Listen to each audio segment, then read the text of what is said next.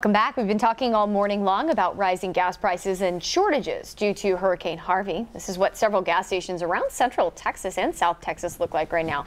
Long, snaking lines. Now, we've even gotten reports from some viewers that Murphy gas stations are raising their prices, some more than $4 a gallon.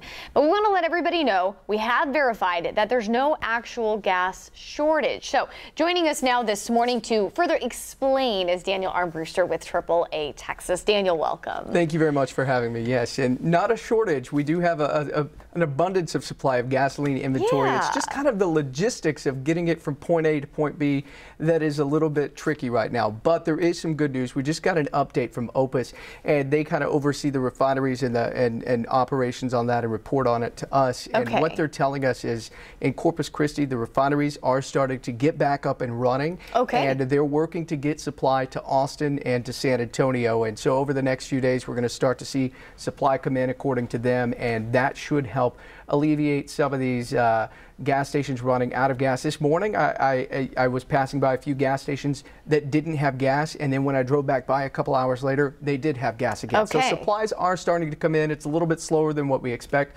but this panic that we saw yesterday really led to some of these gas stations running out. That's what the big issue was.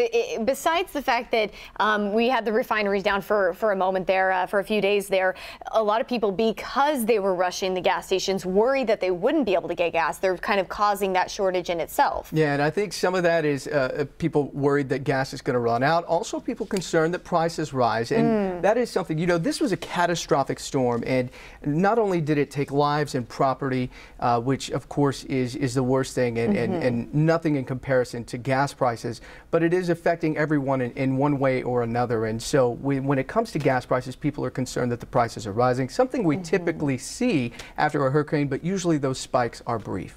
Okay, that makes sense. So in a couple of days, people can start to see things get back to normal. I think, you know, within a week or so, we can take a nice deep breath and sigh of relief, but we'll have to wait and see. We don't know the extent yet of the damage to refineries in the Houston and Port Arthur areas. Oh, interesting. We'll have to wait and see, but the good news is, at least this morning, Corpus Christi refineries seem to be okay. So that's a good news. That's a late-minute update here. And then how did Hurricane Harvey fare compared to other hurricanes in the past when it comes to supply and that sort of thing? Well, with Hurricane Katrina, you might remember there were oil leaks, and so that really cut down on supply, and that actually did affect supply. In this situation, the supply isn't affected. It's just the logistics of transporting that supply up to the retail gas station. Ah, makes sense. Yeah. Trying to get it there quick enough. Exactly. For all the folks who are standing in line worried about the cost and worried about the supply. Yeah, so bottom line, don't panic. Everything's going to be okay. You don't have to rush out and buy as much gas as possible. Just buy what you need, and it's okay to travel this weekend.